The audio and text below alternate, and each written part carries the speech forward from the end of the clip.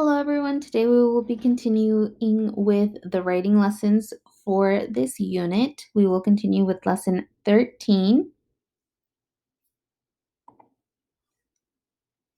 We will be drafting a narrative text today, hoping to incorporate some dialogue using the story Camp Life. Our learning target is to write a draft for my narrative. The relevance or why this is important, this will help me become a better writer. And our success criteria for today, how we can identify if we are successful. I can identify the elements of a narrative text. I can include dialogue in my story. Remember, our story Camp Life is from our Unit 2 text. Make sure you have this with you. And as a reminder, last week we took a look at our sample prompt and we generated some ideas. As a reminder, our sample prompt is in paragraph 14 of Camp Life. Huck recalls a search for someone who drowned the previous summer. Write a short narrative from the point of view of someone participating in this search. Describe your role in this process. Use character, setting, and event details from Tom Sawyer as the basis of your narrative. So the ideas we came up with last week, the story we're telling, it's about a search for a drowned person. His name is Bill Turner. We got this information from paragraph 14.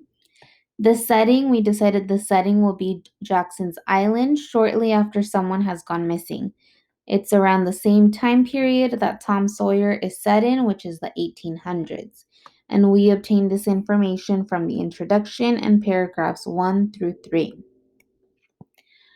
The characters that we decided for our model prompt, this is from our imagination, and it is a young man named Charles and his search companion, Hank.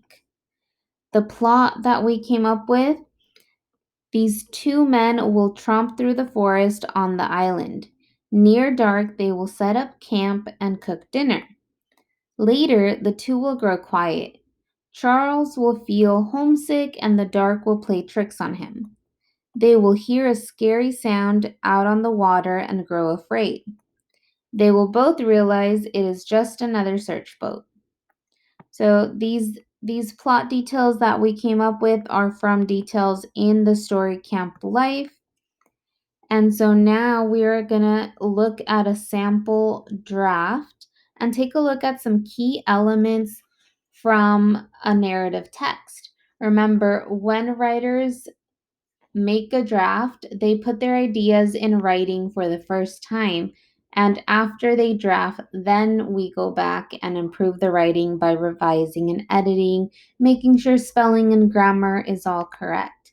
And remember, this is after we jot down our draft with all of our ideas.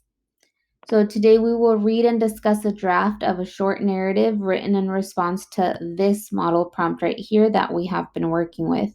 And then you will have a chance to do the same thing with your prompt afterwards.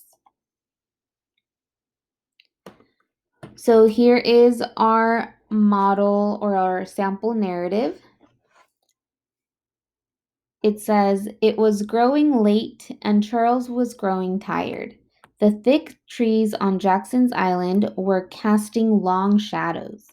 As Charles and his search partner Hank tromped through the thick tangle of growth, Charles heard something growl. He froze. What was it? Hungry? Asked Hank, laughing. Your stomach's growling like a bear.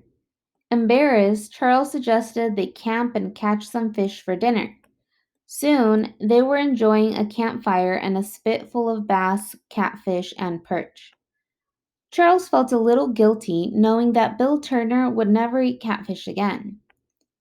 Bill had drowned, and Charles and Hank had been sent to search Jackson's Island. After dinner, the young men settled for the night. They would continue their search tomorrow. As the fire died down and the darkness deepened, Charles began to feel lonely. He missed the sound of his mother shushing the cat and his father stoking the fire. He missed knowing his best girl Judy was right down the road. He missed his home. So this is just the first part of the draft, and here we can see that there are a few key elements to this narrative. We can see that it identifies a setting. So I'm going to go ahead and underline that in green. So here we see that there's thick trees on Jackson's Island. They're tromping through the thick tangle of growth. There is a campfire. Let's see. Again, they're on Jackson's Island. What else? All right, there we go. So it identifies the setting. Then in blue, we'll look at the characters that are identified, and here we see the first mention of Charles. Charles was growing tired as Charles and his search partner Hank. So that's how we are identified or introduced to Hank.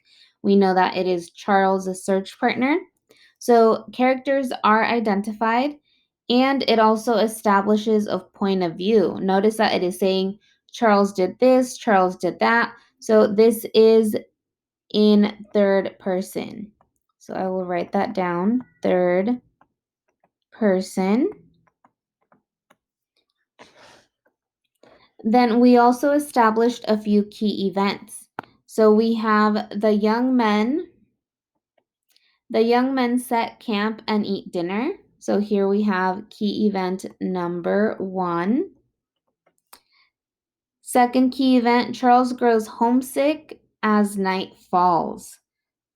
So this is where they are growing homesick. And the third event is actually going to be on the next slide, which is a sound heard. A sound is heard on the water.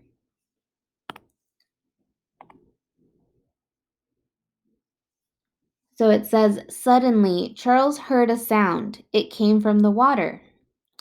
Hark, he whispered. What was that?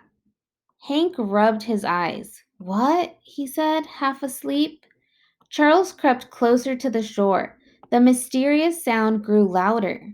He parted the long reeds on the bank and he peered out into the watery dark. Slosh, he heard.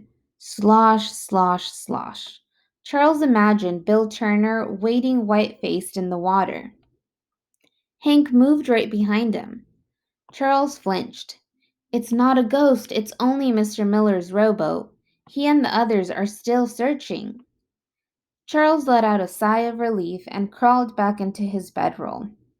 As he drifted off to sleep, he said a silent prayer that Mr. Miller's group would find Bill Turner before morning arrived.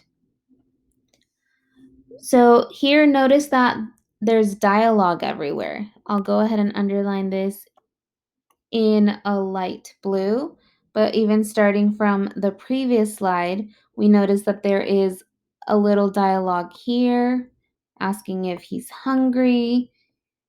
And then, so notice it's not a lot, it's just something we can see that, they're laughing, they're having a good time. He's kind of teasing him, like, hey, your stomach's growling like a bear, dude, you're super hungry. And then here we continue, and now they're whispering, it's building that suspense. It's like, what? And then here, even though this isn't dialogue, it's also giving us that those sensory details. We can imagine the sloshing of water. So slosh, slosh, slosh. It's not a ghost. It's only Mr. Miller's rowboat. He and the others are still searching. So the dialogue creates voice and moves action forward. It also kind of gives us a little bit of dialect and a little bit more information on the characters in our story. Again, we see that there's suspense building and there's also some sensory detail. So I'll go ahead and highlight some of this. Some of the sensory detail, and I'll go back to the beginning. There we go. So some sensory detail. Where is it? Okay, so casting long shadows. We can imagine seeing those shadows. He heard something growl, so now there's sound in there.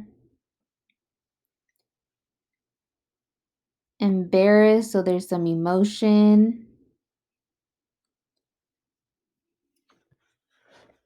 And we keep reading, skimming through to see what else we can find. They feel lonely, so again, more emotion. Sounds of his mother shushing the cat, so I can imagine that sound. His father stoking the fire, so you can also picture his dad doing that to the fire. We continue, and again, they heard a sound that came from the water, so we can imagine that. Rubbed his eyes, so there's touch. The whisper, we can imagine that whisper. Sound grew louder, so we can imagine again that sound. The watery dark, so again, we can imagine seeing the darkness. And then a sigh of relief. So we've all heard like everyone go, like, you're just relieved to hear that. So again, make sure that you include those sensory details in your story to make it more realistic. And that also leads me to having the story end logically. This is realistic fiction. We want our narrative to be realistic fiction. So make sure that your story ends logically. In this case, you see that he just crawled back to bed. He drifted to sleep and he was hoping, that the other group would find the body and they won't have to deal with that. Also, take a look at the last event. The last event is that the sound is revealed. So the suspense builds and then that mystery sound is revealed. So we end up with a logical conclusion. And if you take a look, the story wasn't that long. So it was only a few paragraphs. It had dialogue in there.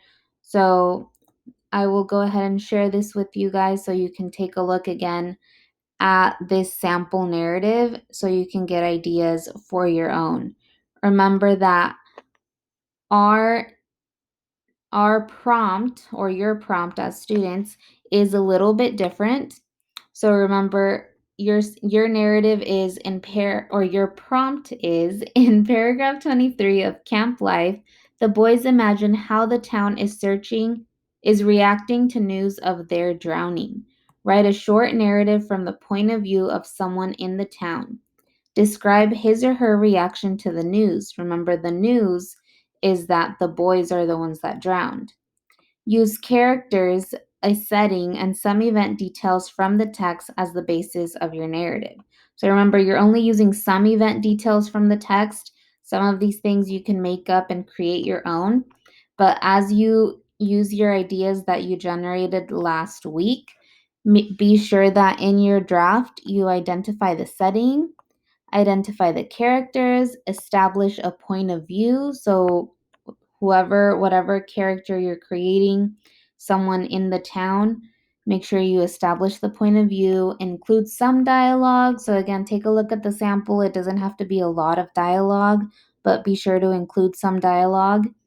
Build suspense, include sensory details, and then end the story logically. And that is all. So again, start your draft. You'll have time this week to work on it. And then at the end of the week, we'll go ahead and start revising and editing.